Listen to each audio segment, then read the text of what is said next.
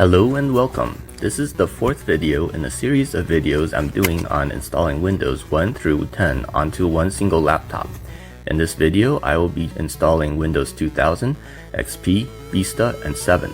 Picking up where the previous video left off, I restore XOSL. Using Almay Partition Assistant, I unhide the DOS partition and mark it active. Then I reconnect the SSD to the laptop and turn it on.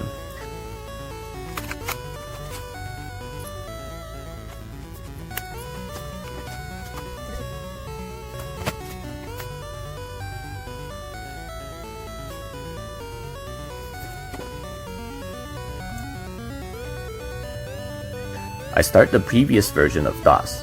Then I open DE under PTSDE to check on the Windows NT serial. I note it down. If you're a little lost about what I'm doing here, I recommend watching the first video in this series where I give an overview.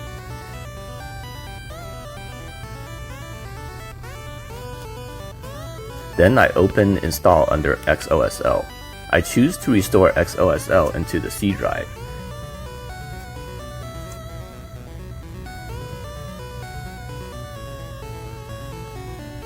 Then I restored the Windows NT serial using DE, which got cleared out when XOSL was restored.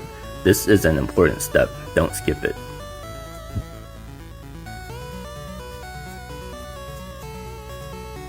Now that XOSL has been restored, it's time to begin installing Windows 2000.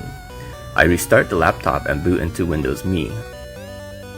I insert the Windows 2000 CD and kick off the install.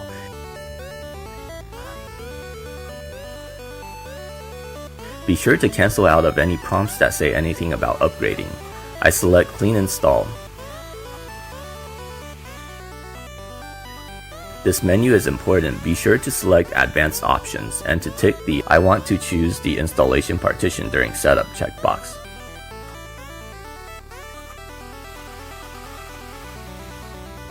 On reboot, I choose to boot into Windows Me from XOSL and then the Windows 2000 setup. I'm able to install Windows 2000 onto the Windows 2000 logical drive. I format the drive, but I would recommend not formatting the drive. The rest of the setup process is pretty straightforward.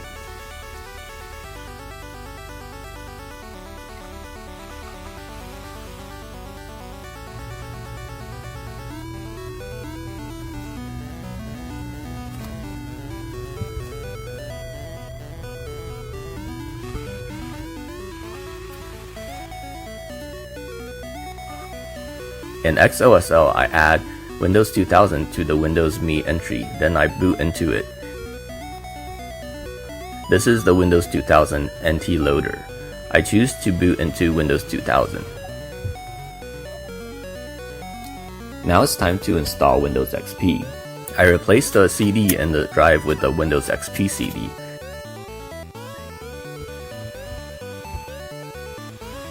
I kick off the setup and it's like deja vu.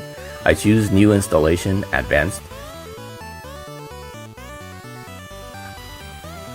I skip entering in the product key. I click Advanced Options and tick the I want to choose the install drive letter and partition during setup checkbox. I choose to skip converting the drive to NTFS because then Windows Me wouldn't work anymore.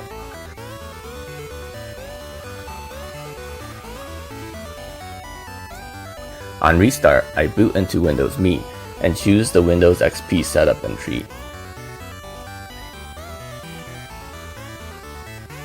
I choose to install Windows XP onto the Windows XP logical drive. Again, I recommend not formatting the drive and just continuing as is. The rest of the setup process is straightforward.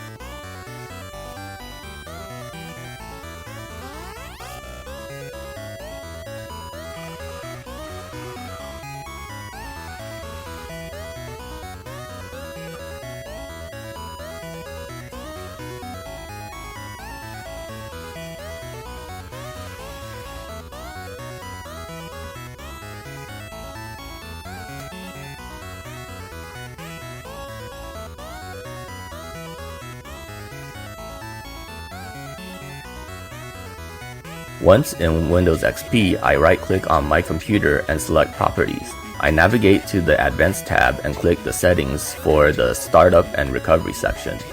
Then I edit the startup options file manually. I rename Microsoft Windows as Microsoft Windows Millennium Edition.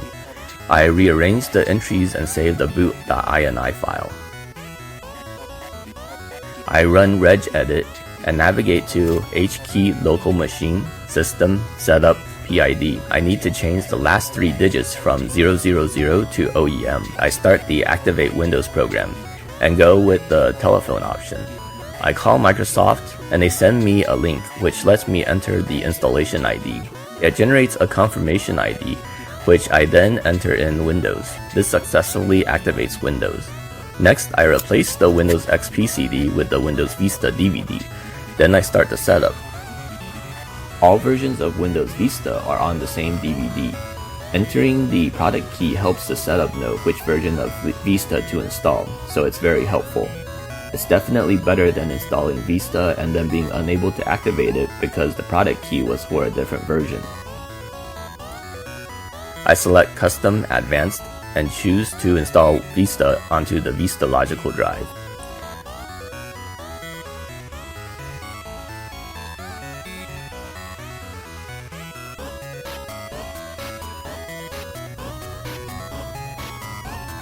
Windows Vista comes with a new boot manager, different than the one used for Windows 2000 and XP. The first video in this series shows a complete map of the different boot menus to be able to boot all the versions of Windows I'm installing here.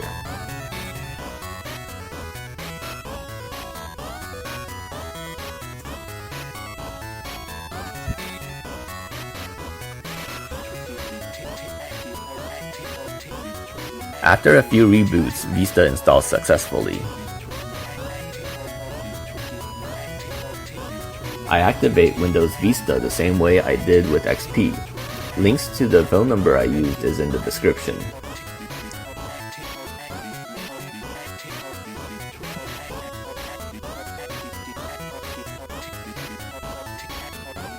Then I shut the laptop down. To install Windows 7 it's the same thing. I put the Windows 7 DVD into the laptop, boot into Vista, and launch the setup.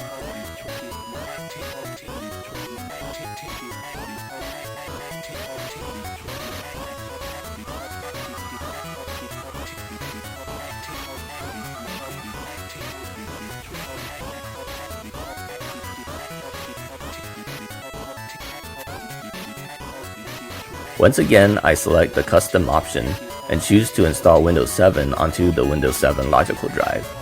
The installation is really just like a repeat of the Vista installation. I guess that's why I decided to cram it into this video. A tip: try to bypass or skip ScanDisk whenever possible. I find that it usually does more harm than good. It's especially unnecessary on a SSD.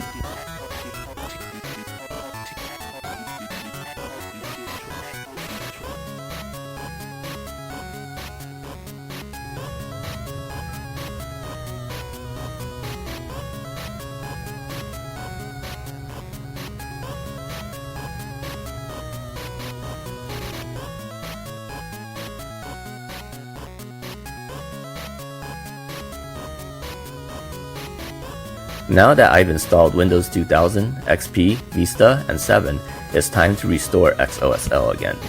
The procedure is the same as in the beginning of this video, so nothing new there, but be especially careful to not lose the Windows NT serial this time, because all the OSs we installed in this video are based on Windows NT.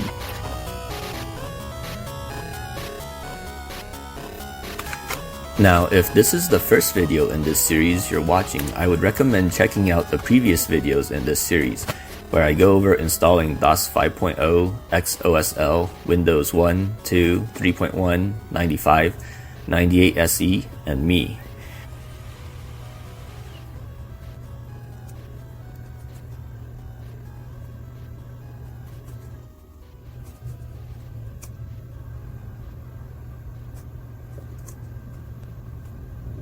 If you enjoyed this video or found it helpful, please like and subscribe. With that, I'll see you in the next and final installment in this series.